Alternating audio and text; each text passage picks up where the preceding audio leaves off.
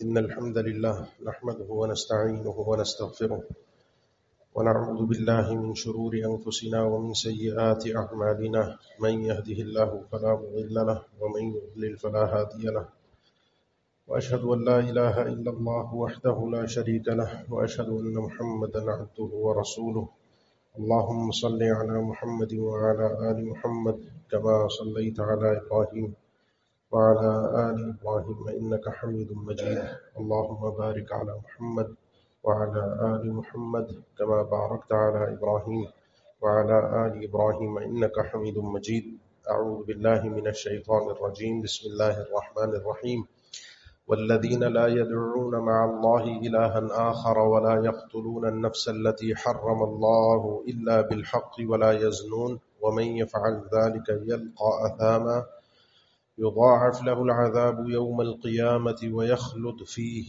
مهانا إلا من تاب وآمن وعمل عملا صالحا فأولئك يبدل الله سيئاتهم حسنات وكان الله غفورا رحيما ومن تاب وعمل صالحا فإنه يتوب إلى الله متابا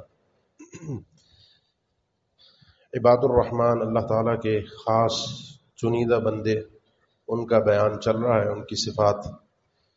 آج انہی بندوں کے بیان میں، ان بندوں کے اوصاف کے ذکر میں اللہ تعالیٰ نے نیکیوں اور گناہوں کے قوانین کو واضح کیا ہے کہ نیکی کا قانون کس انداز کا ہے اور گناہ کا قانون کس انداز کا ہے۔ یہ اللہ کے بڑے قریبی بندے ہیں، نہ یہ دینی معاملات میں کوئی جرم کرتے ہیں، لا يدعون مع اللہ الہا آخر، نہ ہی کسی کی جان پر کوئی ظلم کرتے ہیں، ولا يقتلون النفس التي حرم اللہ الا بالحق، اور نہ ہی کسی کی عزت کے ساتھ کھیلتے ہیں، ولا يزنون، لیکن اگر ان میں سے کسی سے غلطی ہو جائے تو یلقى اثاما، اسے گناہ بھی ملے گا، اور آثام نامی ایک جگہ ہے جہنم میں، یہ وہاں جائے گا۔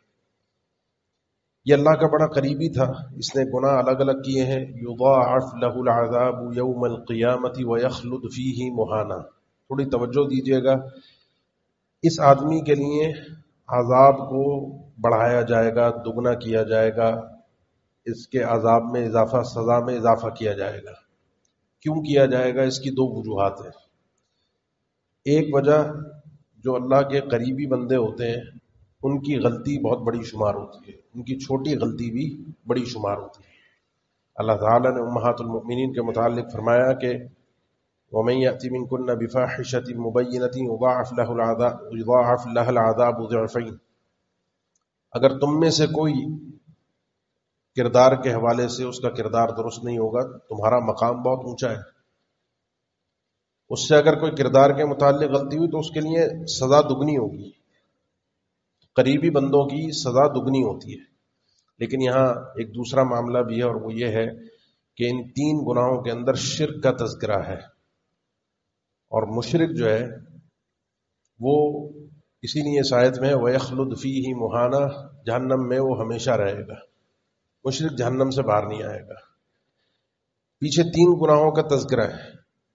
اگر انسان مشرک ہے، کافر ہے یا مومن ہے اور اپنے گناہوں کی سزا کے لیے جہنم میں گیا تو ہر گناہ کی سزا ملے گی، ہر گناہ کی۔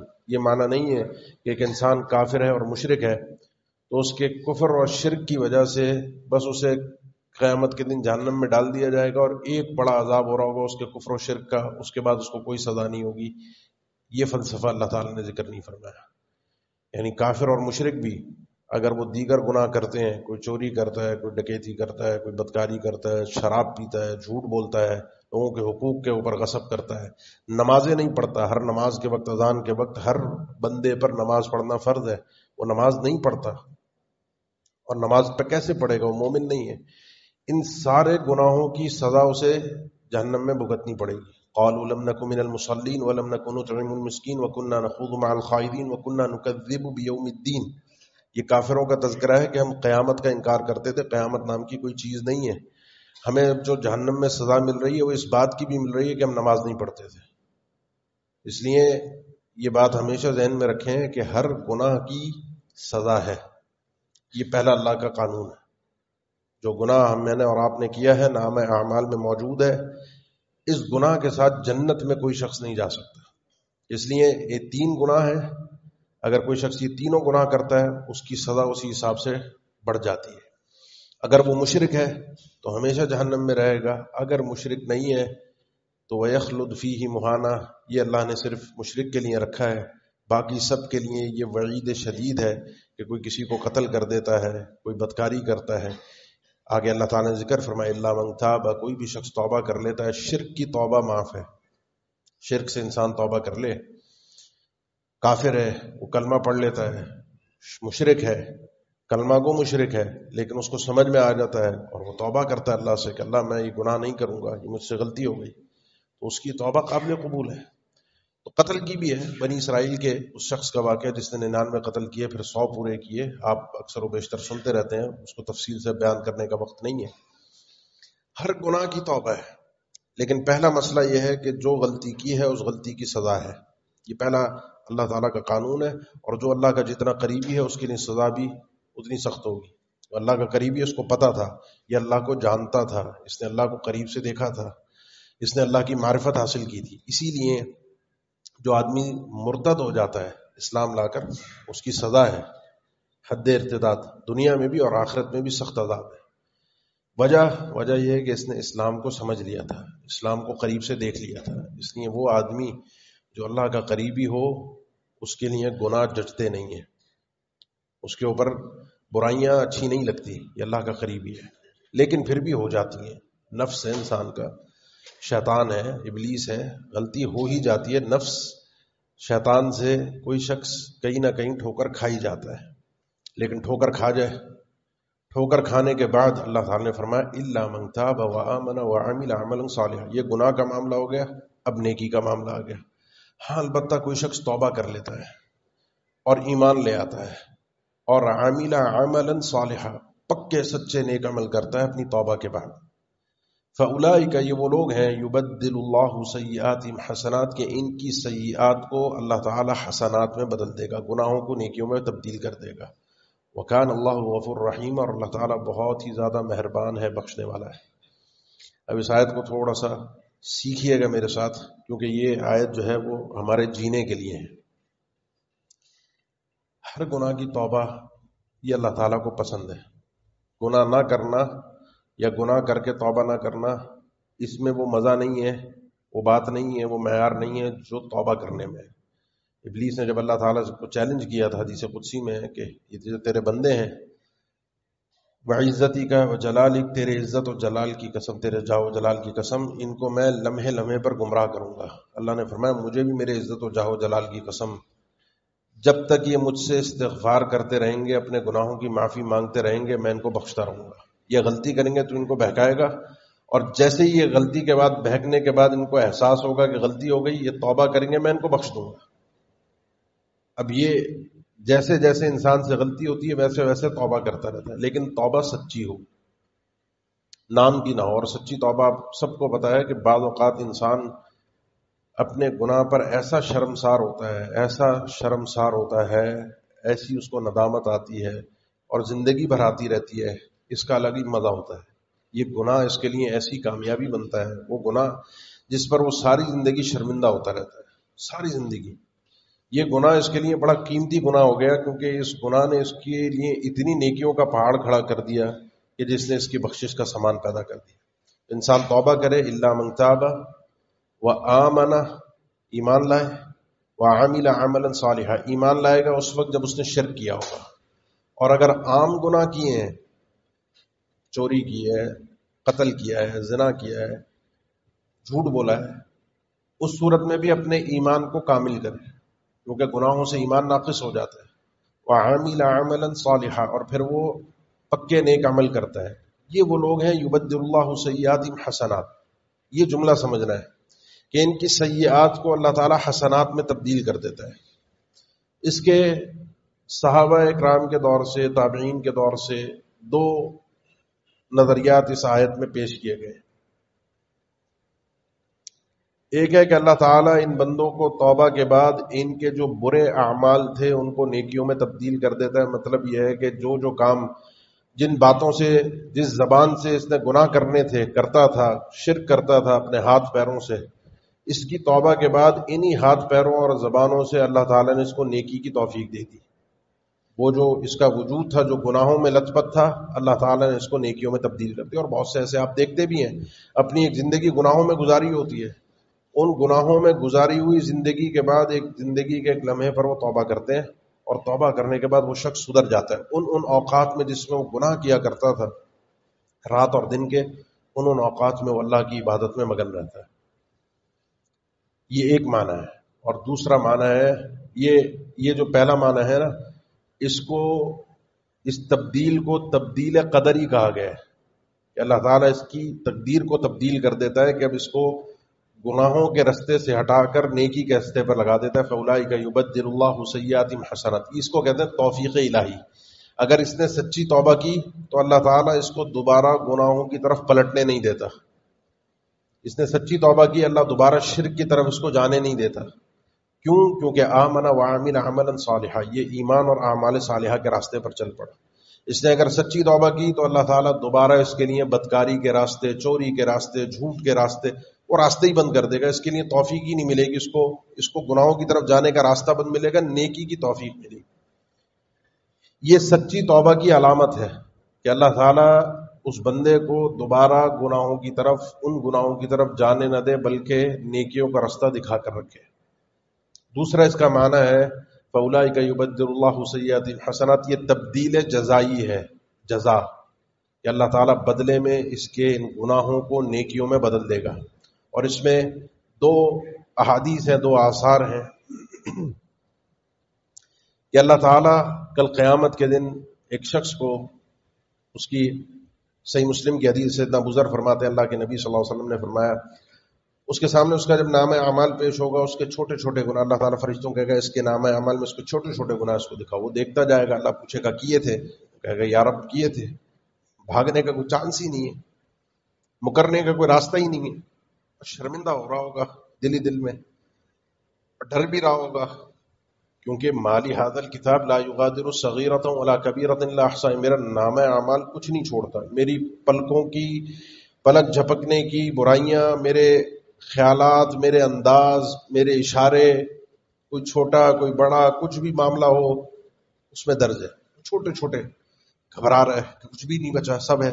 اللہ تعالیٰ فرمائے گا فرشتوں کو اس کے ان گناہوں کو نیکیوں میں بدل دو. یہ گناہ ہے، اس کو نیکی کر دو. وہ چیخ پڑے گا اللہ یہ تو میرے گناہ سارے تھوڑی ہیں، یہ تو چھوٹے چھوٹے ہیں، میں نے تو بڑے بڑے یہ گناہ بھی کیے تھے، یہ گناہ بھی کیے تھے. سیدنا ابو ذر فرماتے ہیں اللہ کے نبی صلی اللہ علیہ وسلم اس موقع پر یہ بات بیان کرتے ہوئے ایسے ہنسے اور مسکرائے کہ آپ کی داڑھی مبارک بھی ظاہر ہو گئی. کہ جب اس نے دیکھا کہ گناہوں کو نیکیوں سے بدلا جا رہا ہے، تو بڑے بڑے گناہوں کو بڑی بڑی نیکیوں سے بھی تو تبدیل کیا جائے گا. اور دوسرا ایک سیدنا معاذ بن جبل اور سیدنا ابو ہریرہ رضی اللہ تعالیٰ عنہ سے اثر منقول ہے کہ ایک شخص کو اس کا نامہ اعمال دیا جائے گا. وہ نامہ اعمال میں دیکھتا جائے گا. دو طرح کے آثار ہیں کہ اس کے سامنے اس کے سارے گناہ آئیں گے. پہلے وہ گناہوں کو اپنے پڑھے گا، یہ میں نے کیا، یہ میں نے کیا، پڑھتا رہے گا. ایک اثر میں ہے کہ جب وہ آخر میں پہنچ کے اپنی نیکیوں کی طرف پہنچے گا کہ اب نیکیاں دیکھیں، تو نیکیوں پہ جیسے نظر اس کی پڑے گی تو پچھلی گناہوں کی طرف جب دیکھے گا دوبارہ، نیکیوں کو دیکھنے کے بعد وہ سارے کی سارے اس کی گناہ نیکیوں میں تبدیل ہو چکے ہیں. اور دوسرے اثر میں ہے کہ اس کے سامنے اس کی نیکیاں ظاہر نہیں ہوں گی. وہ اللہ سے کہے گا اللہ یہ تو گناہ تھے، نیکیاں میری. تو جب دوبارہ نظر اس کی صحیفے پر پڑے گی، اس کے سارے گناہوں کو نیکیوں میں تبدیل کیا جا چکا ہوگا. اس کو تھوڑا فلسفے کو سمجھیے گا. ہم اللہ تعالیٰ کے دو نام پڑھتے ہیں. ایک دعا میں اللہ کے نبی صلی اللہ علیہ وسلم نے سکھایا اللہم انک عفو تحب العفو فاعف عنی وکان اللہ عفوا غفورا. اللہ عفو بھی ہے، غفور بھی ہے. واعف عنا واغفر لنا وارحمنا. واعف عنا، اللہ معاف فرما دے، واغفر لنا، مغفرت فرما دے، بخش دے. یہ معافی اور مغفرت میں تھوڑا سا فرق ہے. معافی جو ہوتی ہے وہ اللہ تعالیٰ جب بندے کو معاف کرتا ہے تو نام اعمال سے اس گناہ کو مٹا دیا جاتا ہے، وہ قیامت کے دن سامنے ہی نہیں آئے گا. اور مغفرت یہ ہوتی ہے کہ وہ گناہ لکھا ہوا ہوتا ہے لیکن ستر ہو جاتا ہے کہ اس گناہ کی سزا نہیں ہے لیکن نام اعمال میں موجود ہے، وہ بھی معافی ہے، سزا نہیں ملے گی. اصل تو ہے سزا سے بچنا، سزا نہیں ملے گی. اور یہ جو مغفرت ہے یہ قیامت کے دن گناہوں سے نیکیوں میں تبدیل ہوگی. اب دو سوال ہیں جو آپ کو بتانے ہیں، جو کام کی بات ہے. یہ تو آیت کی وضاحت تھی کہ یہ کن لوگوں کے لیے ہوگا اور یہ کام کس کس طریقے سے ہوتا ہے. یہ نیکیاں، گناہ کو نیکیوں میں بدل دینا، یہ ہر ایک کے لیے نہیں ہے. حدیث میں بھی چند لوگوں کا تذکرہ ہے، ہر بندے کے لیے نہیں ہے کہ اس نے جو گناہ کیا اس کی وہ نیکی میں تبدیل ہو جاتے ہیں. اس کے لیے امام ابن کثیر نے بھی ایک بڑا خوبصورت جملہ نقل کیا ہے، اور احادیث سے بھی پتہ چلتا ہے، آیت کے اس مفہوم سے بھی پتہ چلتا ہے کہ وہ آدمی جب اس نے گناہ کیے تھے، گناہ کرنے کے بعد اپنی زندگی کو اس نے تبدیل کیا. من تاب وآمن وعمل عملا صالحا، پھر اس نے پورا یو ٹرن لیا اور وہ پھر اپنے آپ کو اس نے پوری طرح سے نیک بنایا. بڑا پاپی تھا، بڑا گناہ گار تھا، بڑا بدماش تھا، بڑا لوگوں کو تنگ کرتا تھا، پکے آخری درجے کا مشرک تھا. اللہ تعالی نے سمجھ دے دی، ایسا سدھرا کہ پکا مومن بنا اور ہر نیکی میں پھر پیش رہا. یہ وہ آدمی ہے کہ جب پھر یہ اپنی زندگی کو، امام نے کثیر کے الفاظ ہیں، پھر یہ آدمی وہ ہوتا ہے کہ زندگی کے کئی موقعوں پر اپنے پچھلے گناہوں کو یاد کرتا ہے، اور جب اس کو گناہ یاد آتے ہیں شرمسار ہوتا ہے، شرمندہ ہوتا ہے اپنے گناہوں پر. وہ حالانکہ معافی مانگ چکا ہے لیکن پھر بھی استغفار کرتا رہتا ہے، پھر بھی اللہ سے پناہ مانگتا رہتا ہے، پھر بھی اللہ سے معافی مانگتا، اور بار بار شرمندہ رہتا ہے، ساری زندگی شرمندہ رہتا ہے. یہ وہ آدمی ہے فَأُولَٰئِکَ يُبَدِّلُ اللَّهُ سَیِّئَاتِهِمْ حَسَنَات، کہ اس کی سیئات کو اللہ تعالی حسنات میں تبدیل کرے گا. اگر چاہتے ہیں کہ ہمارے گناہوں کو نیکیوں میں تبدیل کیا جائے تو اس کے لیے راستہ تبدیل کرنا پڑے گا. یہ بارگاہ الہی میں توبہ کا ایک طریقہ ہے. باقی جنت میں خبیث نامہ اعمال اور خبیث نفس جنت میں نہیں جا سکتا. جس کے کھاتے میں گناہ ہیں وہ اگر توبہ کر کے گیا سچی توبہ تو معاف ہے. اللہ تعالیٰ توبہ سے ہر گناہ کو معاف کر دے، لیکن توبہ سچی ہونی چاہیے، صحیح توبہ جس میں انسان یہ عزم کرتا ہے آئندہ نہیں کرے گا، جس میں اللہ سے معافی مانگتا ہے، شرمندہ ہوتا ہے، اپنے گناہ کی حقیقت کو سمجھ رہا ہوتا ہے. اور اگر کہیں کوئی حقوق العباد کا معاملہ ہوتا ہے، کوئی ڈنڈیاں ماری ہوتی ہیں، کسی کا پیسہ دبایا ہوتا ہے، کسی کی کوئی عزت پہ حملہ کیا ہوتا ہے، کسی کو گالیاں دی ہوتی ہیں، کسی کی غیبت کی ہوتی ہے، ان سے جان چھڑانے کی کوشش کرتا ہے، ان کے حقوق کی ادائیگی کو پورا ادا کرنے کی کوشش کرتا ہے. یہی توبہ کا طریقہ ہے. لیکن توبہ نہیں کی، پتہ ہی نہیں چلا اس کو، تو اللہ تعالیٰ نے دنیا میں دو سلسلے رکھے ہیں معافی کے. اور ایک سلسلہ ہے انسان کی نیکیوں کا، ان الحسنات یذہبن السیئات. انسان وضو کرتا ہے، احادیث میں بہت تفصیل کے ساتھ ہے، چہرہ دھوتا ہے، پانی کے آخری قطرے کے ساتھ چہرے کا ایک ایک گناہ، حتیٰ کہ اس نے اپنی نگاہوں سے کسی چیز کو دیکھا ہوتا ہے جس کو دیکھنا حلال نہیں ہے، وہ گناہ بھی اس کا وضو کے ساتھ جھڑ جاتا ہے. ہاتھ دھوتا ہے، ہاتھ کے ناخنوں کے اندر سے گناہ نکل کے اس کے وضو کے پانی کے ساتھ بہہ جاتے ہیں، حتیٰ یخرج نقیا من الذنوب. اللہ کے نبی صلی اللہ علیہ وسلم کا فرمان ہے، بخاری مسلم کے الفاظ ہیں، حتیٰ کہ وضو کر کے انسان ایسے نکلتا ہے گناہوں سے پاک صاف ہو جاتا ہے. نہیں ہوا، گناہ بہت زیادہ تھے، نماز کے لیے آیا، نماز میں اس نے نماز ادا کی، تفصیل کے ساتھ ہے، رکوع سجدے میں اس کے گناہ گر جاتے ہیں. پھر ایک نماز سے دوسری نماز کفارہ، ایک جمعہ سے دوسرا جمعہ، ایک جمعہ ادا کیا پھر آئندہ جمعہ ادا کرے گا، اس درمیان جتنے گناہ ہوئے کفارہ. ایک رمضان سے دوسرا رمضان کفارہ، یوم عرفہ کا روزہ کفارہ، یوم عاشورہ کا روزہ کفارہ، سال اور دو سال کے گناہوں کا کفارہ. لیکن یہ سب صغائر گناہوں کے لیے، کبائر کے لیے نہیں ہے. دو نیکیاں ایسی ہیں، حج اور ہجرت. حج اور ہجرت، ان میں محققین اہل علم، اس میں بھی اختلاف ہے، لیکن محققین اہل علم اس طرف ہیں کہ یہ دو نیکیاں ایسی ہیں جو کبائر کو بھی معاف کر دیتی ہیں. کیونکہ اللہ کے نبی صلی اللہ علیہ وسلم کا فرمان ہے کہ جو شخص حج کرتا ہے اس میں کوئی لغو و لہو نہیں کرتا، کوئی من حج فلم یرفث فلم یفسق، کوئی گناہ نہیں کیا، کوئی بےہودگی نہیں کی اس نے حج میں، تو وہ حج کر کے واپس ایسے آتا ہے جیسے آج ہی وہ اس دنیا میں جنم لے کر آیا ہے. رجع کیوم ولدتہ امہ، اور بچہ جب پیدا ہوتا ہے اس کے کھاتے میں نہ صغیرہ ہوتا ہے اور نہ کبیرہ ہوتا ہے. اور ہجرت کے متعلق بھی اللہ کے نبی صلی اللہ علیہ وسلم کا فرمان یہی ہے کہ ہجرت جو ہے تہدم ما کان قبلہا، پچھلے گناہوں کو، سارے گناہوں کو ہدم کر دیتی ہے. ہجرت بلاد کفر کو، کفر والے علاقے کو اللہ کی رضا کے لیے، اللہ کے دین پر عمل کرنے کے لیے انسان چھوڑ کر جائے اپنا گھر بار، کاروبار، سب کچھ، اور ایسی جگہ جا کے بس جائے زیرو ہو کے کہ وہاں پر اللہ تعالیٰ کی صحیح طریقے سے عبادت کر سکے اللہ کے لیے. یہ دو نیکیاں ایسی ہیں جو سارے گناہوں کو ہدم کر دیتی. یہاں بھی نہیں بچ پایا تو پھر قرآن مجید کی آیت ہے لیس بامانیکم ولا امانی اہل الکتاب من یعمل سوءا یجز به ولا یجد له من دون اللہ ولیا ولا نصیرا.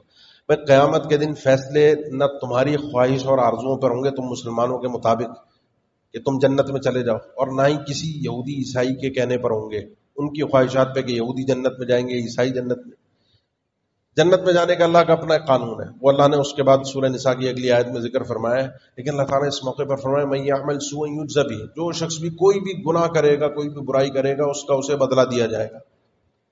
صحابہ کرام اس آیت کو پڑھ کے اللہ کے نبی سے اس کا مطلب یہ ہے کہ گناہ کیا سزا، معافی کا کوئی.